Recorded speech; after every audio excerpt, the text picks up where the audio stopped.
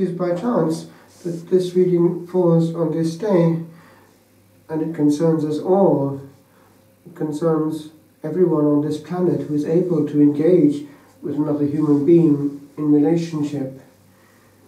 The Gospel talks specifically about the question of marriage, but the first reading talks about friendship, but they're not separate issues. In one of the old black and white films of the 60s, the actor David Niven has one line while speaking to his wife: "There's nothing more blissful than being married to one's best friend." And the kind of marriage that is going to succeed is the one that is based on the soul. For the body gets old, the soul remains. And if the soul has not met before the marriage, then the body is not going to be enough to keep the bonding together. Remember that when you look for a partner. Look for the person, not the envelope. Often, things are actually in reverse order, inverse proportion. A person who is very beautiful or handsome often, not always, but often, is aware of it and has a problem in his personality or her personality, a question of pride, vainglory. Whereas the person who is not particularly exciting might actually be far better company, humility. The soul of the humble is far more attractive than that of the self-sufficient and vain. So look for the true hidden qualities, and you may find a hidden gem. Remember now, marriage is for life. It's not an experiment. And for a person to make it successful, the partner also has to have the same mentality and has to be worked at. Friendship, and therefore friendship in marriage, is hard work. Thinking about what's going to make the other person happy. If we have two centers of the universe, two suns, over and around which a whole solar system circulates and revolves, it's a recipe for disaster. Two people looking for themselves in marriage and using the other for that. It just won't work. But with regard to friendship itself, it concerns everybody who has to engage with another human being. And this passage from Ecclesiasticus is actually quite profound. It talks also of enemies. Oscar Wilde, in one of his dramas, has a one-liner: one can't be too careful about the choice of one's enemies. If one has a nuisance coming close, be aware. Have your radar system alerting you, nuisance in proximity. Don't collide, circumnavigate. Otherwise, what's going to happen? The problems of that nuisance are going to be yours, and you don't actually need them. So beware of nuisances. Seek friends among those who are peaceful and whose company you genuinely enjoy, because you need them. A person who can't make friends is a bit at risk.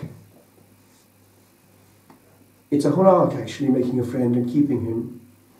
And sometimes there are no friends like old friends, e.g. school friends. So some of the friends you have now may be with you in 50 years' time. Or you may find them in college days. But then it talks about keeping clear of enemies, and it talks about being faithful. A faithful friend is something beyond price. There is no measuring his worth. Listen to this. A faithful friend is the elixir of life. It's like a tonic. If one has somebody who cares, one can lean on him. The founder of the Norbertine, St. Norbert, had a friend a soul friend. His name was Evermode. He was a saint. And in his life we have this one-liner. Norbert would lean his soul on Evermode. That's powerful.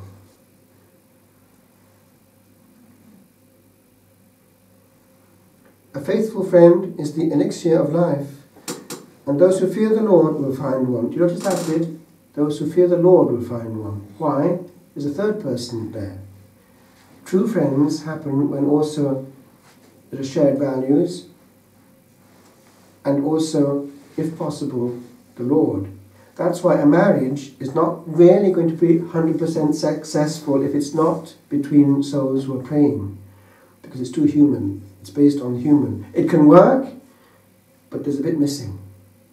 So look for your true friends, and especially your eventual marriage partner, in those who are on the same level, because this family is very special, and you want to find somebody very special also. If that's the way ahead, it could also be a quite different one in the Lord, because it's also the kind of family from which priests or whatever can come forth. Whoever fears the Lord makes true friends, and as a man is, so is his friend. The old expression, a chip off the block, is there. We are influenced by friends, or by parents, or by teachers, role models. If one looks carefully, and if one looks at oneself actually, one catches oneself picking up expressions of a person that we're with a lot, or that we admire a lot. We imitate unconsciously that person. It can also happen that people do the same with us. It's a nice sign. We influence each other, and there's a kind of osmosis going on. A bit of our soul goes into the other soul. So make sure that you're in proximity with safe souls, and yourself always give off a safe, peaceful, warm atmosphere. To be a friend is a great mercy, and also a great safeguard. A friend, a friend.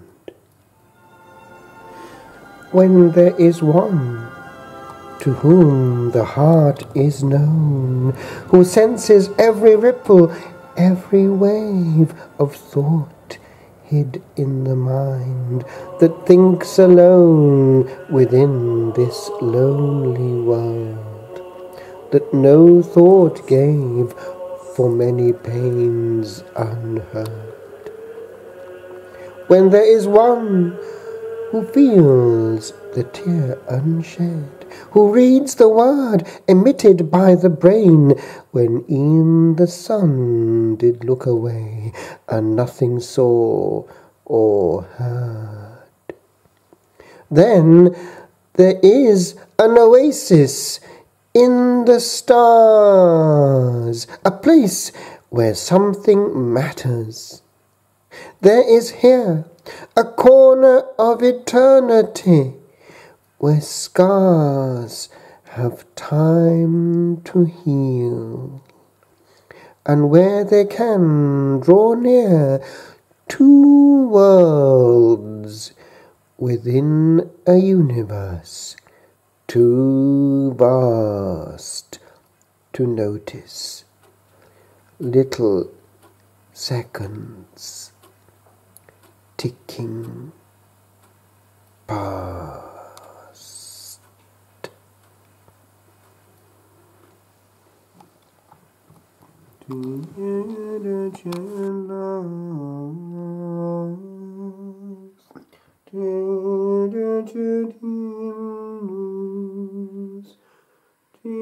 Gloria Deo Patri et Filio, cum Sancto Spiritu,